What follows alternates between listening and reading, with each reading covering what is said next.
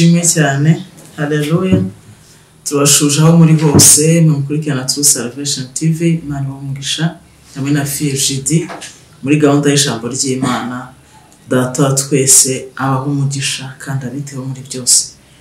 Tugiye kuganira ijambo rivuga ngo dore impamvu Imana isoza isezerano. Imana yacu isezeranyije irasoza.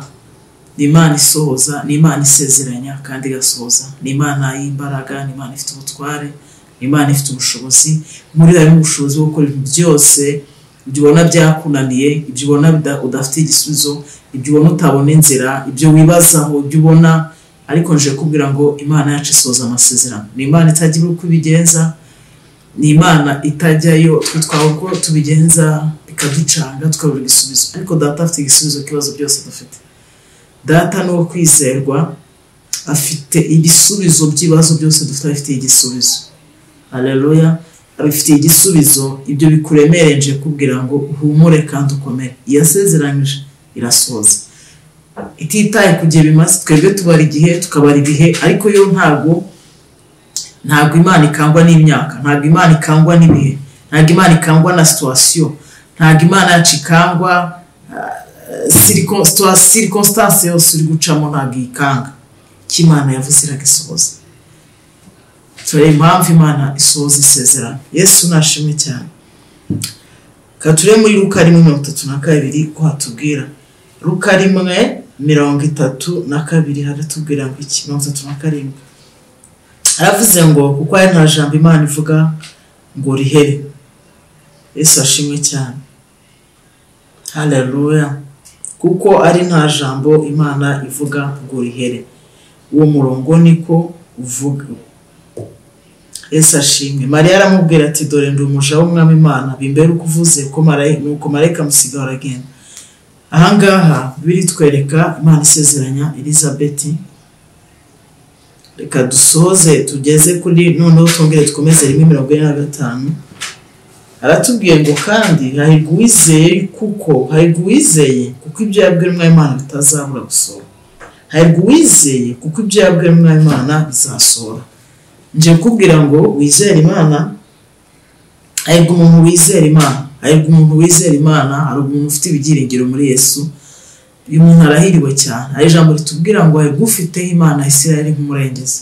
Hahirwa abafite Imana yabo, hahirwa abamufite nk'Imana. Haleluya. Hahirwa abo ngabo Imana yamenye, abo yatoranyije, abo Imana yitoranyirije, abo ngabo ikabasezeranya kuzabagira neza. Niba uri muri abo urahiriwe. Wewe wahaye Yesu ubuzima bwawe, wewe wavuze ngo ndakwihaye Mwana, wowe yatoranyije ukamwumvira, wowe mvuga ngo nawe udukurikirana utarakizwa, utaramu ubuzima bwawe, nkubwira ngo wowe ukabyara ndakwinginze duhamagare tugufashe wakira Umwami Yesu ko yageze mu buzima bwahindura ibintu byinshi. Ntabwo ibintu biguma uko byari biri, ahindura ibintu byinshi cyane. Amateka arahinduka, situation zirahinduka. Ubuhinduye uvuye mu hari ahantu buvuye, hari ubwami buvuyemo, hari n'ubundi bwami bugiye mu bwami bufite imbaraga, ubwami bufite amaboko, ubwami bwihagije. Haleluya. Jambo ngo hahirwa uwizeye ibyo yabwiwe Imana ko bitazabura gusohora. Ibintu Imana yatubwiye izabikora. Ibyo Imana yakubwiye izabikora nta kabuza. Ubwo Imana yakubwiye izarugwa ntabwo ibeshya. Abana yakubwiye izabaguha, akazi yakubwiye izaguha, business, ikintu Imana yakubwiye cyose, kiba ari cyo mu mwuka, kiba ari cyo mu mubiri, nje kubwira ngo kizasohora. Ko Imana ntabwo ibeshya. Impamvu Imana isoza isezerano, impamvu Imana isoza isezerano iyi nabwiye ngo ni ukugira ngo izina ryayo rihabwe icyubahiro. Nicyo kintu Imana igikorera ibintu, ni ukugira ngo izina ryayo rihabwe icyubahiro. Wishaka ngo yari kubikora, hari umuririmbyi wavuze ngo nishaka ari kubikora itagize icyo bikubwira, ngo ariko yabikubwiye kugira ngo kurema agatima. Imana yacu irasezeranya kandi ifite umugambi mwiza ku mwana w'umuntu. Ngo ngenzi ibyo nibwira nzabagira, ntabwo ari ngo ni byiza. Imana yabikubwira itabikubwira, umugambi wayo ni mwiza kuza gumuntu, kuko byose bituma izina rye rihabwa icyubahiro. Jambo Imana avuga ngo ngendura hagati y'amashimwe ubwoko bwanjye, itura hagati y'amashimwe. Iyo tuyishimye iranezera, iyo tuyishimye nicyo cyubahiro cyayo. Niyo mpamvu ikintu cya mbere gituma Imana isoza amasezerano ni ukugira ngo izina ryayo rihabwe icyubahiro. Haleluya. Turabona uyu Elizabeth yarashaje mu byukuri kandi arakomeza binyangamugaye imbere y'Imana. Biratubwiye ngo we n'umugabo we bakoreraga Imana. bari inyangamugayo bakomeza bakora umurimo wa gitambyi bakomeje ku imbere y'Imana bakomeza bakorera Imana batinuba batitotomba ngo Imana yarimye umwana. Tujya tugera muri situation ukavuga ngo iby'Imana yambwiye ntiyabikoze, Imana yarambeshye, iby'Imana yambwiye Imana ntago Imana sinzi niba ariyo yavuze, sinzi niba si byarayinaniye, Imana irasohoza. Biratubwiye ngo abantu bari inyangamugayo imbere y'Imana bakomeje bakora umurimo bakoze imyaka yose, barakomeza bayihanganira imbere y'Imana. Nje kukubwira ngo yasezeranyije niyo kwizerwa, ntucike intege ntucogore, kugeza ubwo Imana yabasanze bagikora umurimo wayo bakikorera Imana. Imana irabasanga, Imana ibaha umwana w'umuhungu, Imana irabasanga, Imana isezeranyije irasohoza, Imana iramubaho. Niyo mpamvu Elizabeth yavuze ngo uko nta jambo Imana ivuga ngo rihere, ngo yari uwizeye ibyo yabwiwe n'Imana ko bitazasohora. Ni Imana idakangwa n'imyaka. Elizabeth yarashaje, Elizabeth yarakuze, hako Imana imutunguzi neza yuko nta jambo ivuga ngo rihere. Na Sara nuko, Sara yaravuze ngo ese ninde wari kuzabwira Aburahamu ko nzamubyara umwana w'umuhungu nshaje? Ninde atari Imana yo mu ijuru isezeranya igasoza, ireba iherezo ikaribona mu itangira. Imana ireba iherezo ikaribona mu itangira igasohoza icyo yagambiriye ku buzima bw'umuntu. Mu myaka ntabwo ikangwa n'imyaka. Mujye musobanukirwa iki ko Imana ifite imbaraga zihambaye, musobanukirwa ko ifite ubushobozi n'ububasha umwana w'umuntu adafite. Twe duhora tubonera muri negative tubona ko bitashoboka, ariko Imana yacu ifite imbaraga, ifite ubushobozi, ifite ububasha bwo guhindura ibintu byanze guhinduka, ifite ubushobozi muri yo, ifitemo ubushobozi bwo guhindura ibintu byose. Tujye tudiringana possible cases, ariko izire impossible tuziharire data ko arazishoboye. Yesu ashimwe cyane. Sara tininde yakuzambwira ko nzamubyara umwana nshaje, umwana w'umuhungu. Aravuga ngo Uwiteka aransekeje, nuzabyumva azasekana nanjye. Iyo Imana ibikoze bigira ngo useke n'abazabyumva izina ry'Imana bicoro. Niyo gituma Imana isoza isezerano ibigira ngo uzabyumva wese aho ari azashima Imana, kandi nawe bikoreye ushima Imana. Nicyo gituma isoza isezerano kugira ngo izina ryayo rihabwe icyubahiro.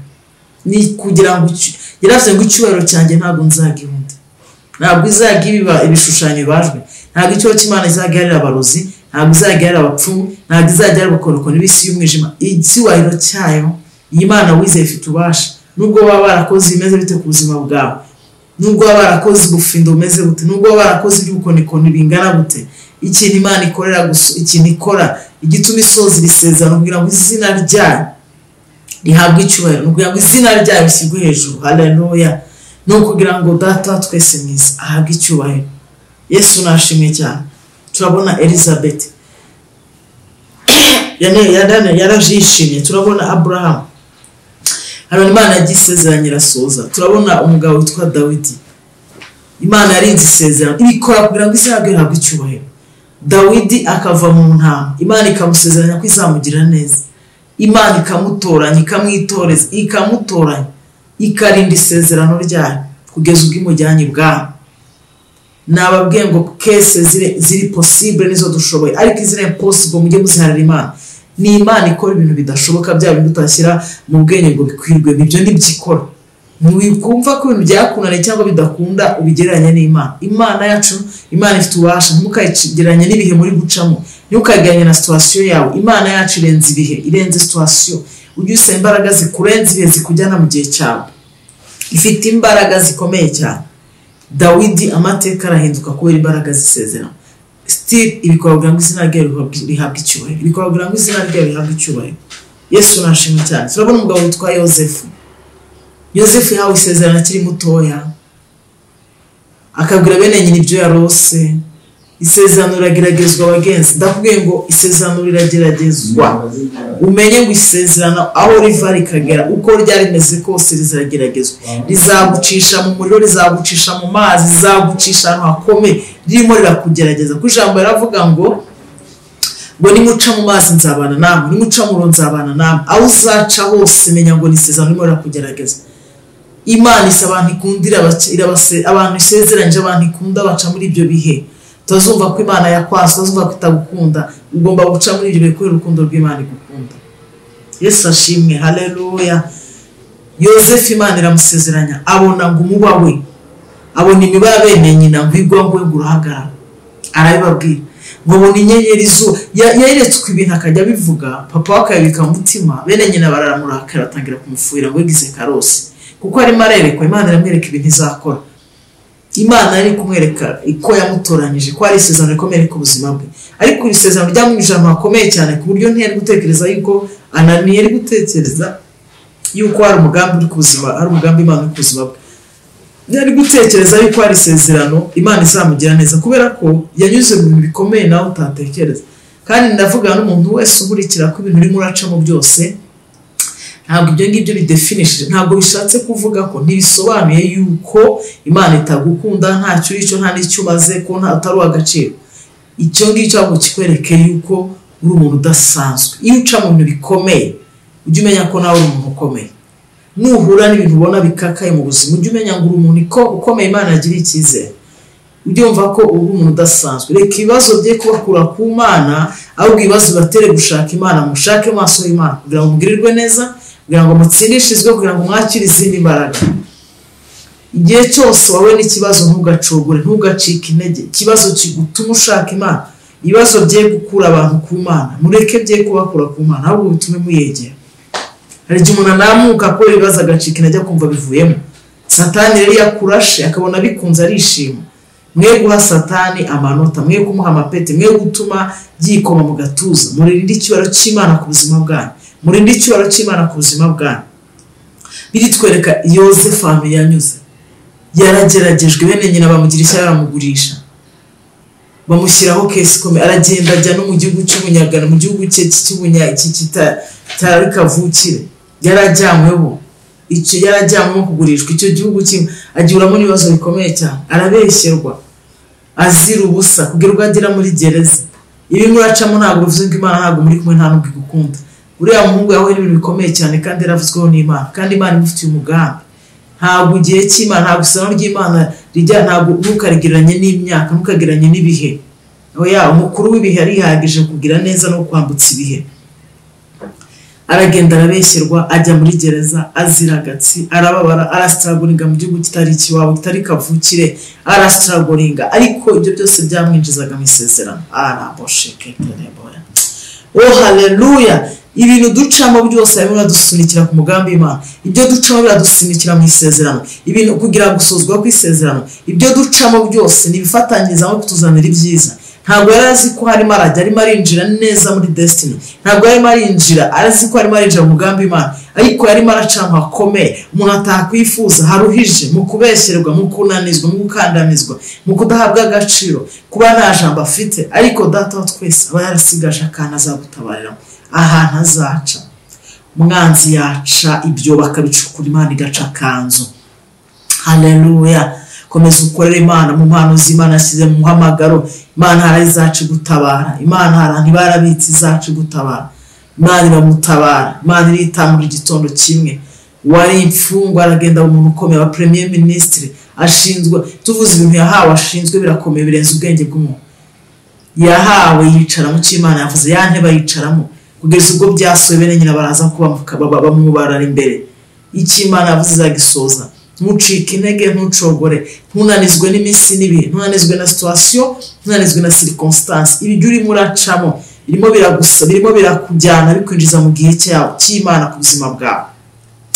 Birimo birakwinjiza mu gihe kidasanzwe, birimo birakwinjiza ahandi hantu. Ibyo bihe ijambo riratubwira ngo ibyo ducamo byose ngo bifatanyiriza hamwe kutuzanira ibyiza. Kandi ibyo bihe cyiza tubanamo n'Umwami. Ntabwo ajya tureka, yaravuze ngo nzabana nawe nimuca mu mazi nze nimujya mu mazi, niba muri mu mazi nimuca mu ro nzabana nawe, nimuca mu mazi nzabana nawe. Ntabwo ajya duhana kubera ko umugambi wari mwiza ku mwana w'umuntu. Umugambi we ni mwiza kuri twebwe. Ntucike intege, ntucogore. Haleluya! Imana yacu niyo kwizerwa ibihe byose, niyo kwiringirwa, niyo kwizerwa. Iyo isezeranyije irasoza kubera ko nayo bituma izina rye rihabwa icyubahiro. Nicyo kintu gituma Imana isoza isezerano. Uramugaragiye aba Premier Ministre abamutegeka ukomeye muri kiriya gihugu, aba umuntu wo kubaha w'agaciro, yabaye umuntu ukomeye cyane. Dawidi ava mu ishyamba, aba umuntu ukomeye cyane. Imana iri isezerano kuri Dawidi, akoreshwa iby'ubutwari, akoreshwa ibikomeye kubera isezerano riri ku buzima bwe. Isezerano ry'Imana riri ku buzima bw'umuntu, arageragezwa aca mu bintu bikomeye cyane bimutera gushidikanya no kuvuga ngo ntabwo ariyo yavuze, no kwibaza ngo si Imana yavuga ngo bikagenda gutya. ese yaba yavuze ngo abandi mu ndacaha, ese yaba yavuze ngo abandi muri ubuzima, ese yaba yaravuze isoni zizaza ubone zigiye gukora zigeze ku muryango ntizizagukora kuko Imana irindi isezerano ryayo. Unyizera ntazakorwa n'isoni. Haleluya. Ngo uko imisozi igose Yerusalemu niko Uwiteka agose abantu be, azakurinda bazaterana. Ijambo ravuga ngo hari bazaterana ko sijye uzabateranije, ngo bazagutera baturutse mu nzira imwe batatangirize mu nzira zirindwi. Bazaterana niko Imana yavuze ngo hari bazaterana. Nubajya baterana ngo baheri ku rugo rwawe, baraterana kugira ngo abakumareho urubyaro, bajya baterana kugira ngo bakwirukanishe mu kazi, bagaterana kugira ngo bagukeneshe, kugira ngo we kugira ikintu ufata, bagaterana kugira ngo ukorwe n'isoni. Ariko Imana yacu wayize, iyo ufitiye icyizere gusa iko bizaho kereka ava amasezerano nta mpamvu. Nucomoka mu masezerano y'Imana uzakorwa n'isoni, nucomoka Imana igushaka uzakorwa n'isoni. Ariko umuntu wagumye akarindira Imana, ugakomeza ukarindira, mukomeze murindira Imana, mukomeze mugume murwa, mukomeze muyingige, mukomeze muyitabaze, mukomeze muyihamagare. Haleluya. Ngo muyikoreze amaganya yanyu kuko yita kuri mwebwe. Komeza uyihamagare, komeza uyiringire, komeza uyikomezeho. Yisezeranyije irasohoza, ntabwo ibeshya. Imana yacu ntabwo ibeshya. Dufite ingero z'abantu bagiye batabarwa n'Imana, bagiye babona ukuboko Imana akomeye. Abo ni bake navuze muri benshi, navuze bake muri benshi twagiye tubona batabaza Imana irabatabara, bagiye barindira isezerano ry'Imana rigasohora ku buzima bwabo. Haleluya. Haleluya. Warwize byo yabwiye Imana ko bitazabura gusohora.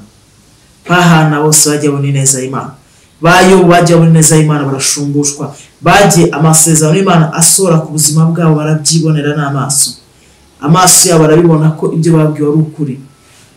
Ntabwo Imana ibeshya. Imana yacu niyo kwizerwa, icyo yavuze no kugikora izagikora, izagikora ku mugaragaro izuba riva, kuko byose bituma izina rye rihabwa icyubahiro, bituma icyubahiro cyayo kigarukira. Ibyo yavuze izakora. Haleluya. Ibyo yavuze kuri ba Gideyoni yarabikoze, ibyo yavuze izabikora, ibyo yavuze kuri ba Samusoni yarabikoze. Iyo ucomotse amasezerano nibwo bikugwa nabi. Bitwereka ukuntu ba Samusoni bagiye bacomoka amasezerano bikabagwa nabi. Ngo siko bizabanaga ko bizaguma, kireka umuntu uzava amasezerano nta mpamvu. Nje kubwira ngo ugume amasezerano y'Imana, ugomeze utegereze Imana, ukomeze uyiringe, ukomeze ugirire icyizere, ukomeze ugirire Imana yacu icyizere. Ntagire ikintu kigukura ku Mana, ntagire ikintu kikurekesha Imana. Kunda Imana umutima wose, ngo nkunda bankunda kandi abashakana umwete bakambona. Hari neza y'Imana ku bantu bashakana umwete, hari neza y'Imana ku bantu bayitegereje, hari neza y'Imana ngo muri zo baratubwira ngo nkunda abantu bategereza Uwiteka, ngo yishimira mwubaha kandi ngo bagategereza imbabazi ze. Tegereza imbabazi z'Imana ku buzima bwawe. Nje kubwira ngo tegereze izi imbabazi, utegereze ubuntu, komeze urindire Imana mu murwa, komeze uyitegereze niza ntizaceceka, izitamura, ikuremera amashimwe, iguye guseka, iguye kwishima uko abikoreye Sara mu gihe kigoye gitunguranye atabatekereza ko ibintu byabo. Imana irabisoza, irabimwereka ku mugaragaro izuba riva. Muri situation igoye, hari situation igoye rega uvuga ngo ngiyi ni Imana yonyine nubwo byashoboka. Abaganga bavuze ibi, abantu bavuze ibi, abahanga bavuze ibi. Hari ibintu ubona situation ikomeye, ngo urwaye ntabwo uzakira. Imana ikakwereka yuko ari ikiza ugakira. Hari abatonye bakize, ba Hezekiya bajya bakira indwara zikomeye, ari n'amaboko akomeye y'Imana abasha gukiza umwana w'umuntu. Ari n'amaboko akomeye y'Imana abasha kunyuranya ibihe, ari n'amaboko akomeye y'Imana aca inzira aho zitari, ari n'amaboko akomeye y'Imana anyuranya ibihe. Imana yari inyuranya ibihe ku buzima bwanyu kandi ikomeze ibagire neza. Ijambo ry'Imana hari ijambo nkunda cyane rivuga ngo imigunzu y'intare yabasha gukena rwose, ariko bashaka Uwiteka ngo ntabwo bazagira ikizabakena. Nje kubwira ngo umushakana umwete n'umureke, kw'icyo yavuze cyo azagikora atitaye ku myaka n'ibihe. Ibihe nitwe tubyitaho, situation nitwe tuzigereranye, ko nitwe tugereranya imyaka, twagereranya ko ibihe byadushitse, twagereranya ko Imana yadutindije, yadukereje, tugatekereza ibintu byose, ariko ntabwo imataringa imbere y'Imana. Igihe cy'Imana iyo kigeze isoza icyo yavuze ku mugaragaro izuba rivuga ngo kuremera amashimwe. Imana ibaremera amashimwe, ibanezeze, haze kwivuza ku mitima yanyu, kandi ibarwane intambara iz'uburyo bwose, izoroheje n'izikomeye, ikomeze ibiteho muri byose. Shalom shalom, we love you.